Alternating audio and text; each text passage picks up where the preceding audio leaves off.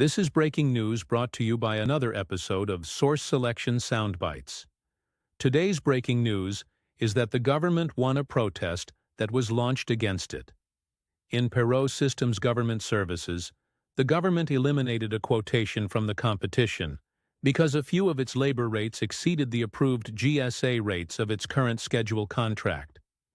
The agency reasoned that its quotation was inconsistent with the terms and conditions of the RFQ and FSS regulations, and therefore unacceptable. The agency made this determination even though the protester noted that it was in the process of negotiating a 5-year extension of its FSS contract, and that the functional labor category rates in its quotation were the rates proposed for that extension, which were currently under GSA review, but were not approved and published.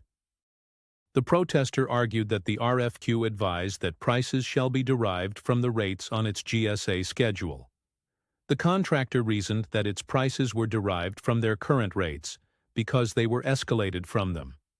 The protester also noted that the RFQ did not state that the current contract was a cap on rates.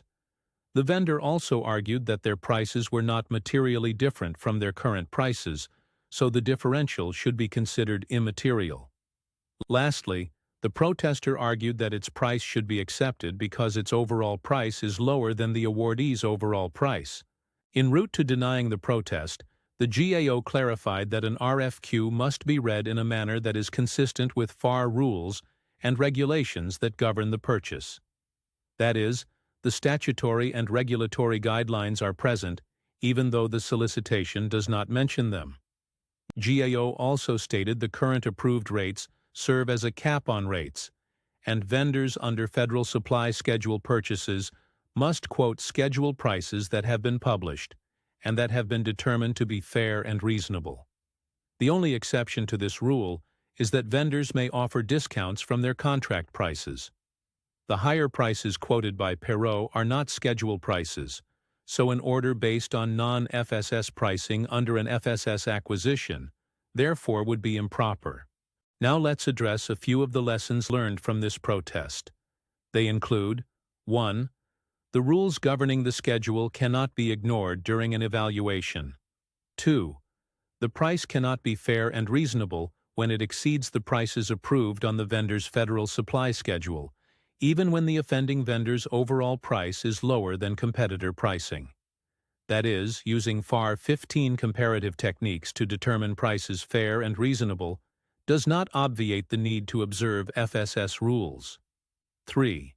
A vendor cannot bid pricing that has not been approved even though a modification is forthcoming at some time in the future. 4. The only deviation from the approved fair and reasonable rates is discounts. And 5. Since the GSA has determined unit or job prices to be fair and reasonable, the agency must confirm that prices submitted in response to a solicitation are at or below those rates before issuing an award. In this episode of Source Selection Soundbites, we discussed the Perau Systems Government Services case and the lessons that should be learned from it. This concludes today's Source Selection Soundbite. If this video was helpful, hit the like and subscribe button to ensure you don't miss any new material. If you want more details on the subject, they are available on the Source Selection Answer app. It contains lectures, quizzes, court cases, sample documents, and more material that allow practitioners to quickly obtain actionable knowledge. Thanks for watching. See you next time.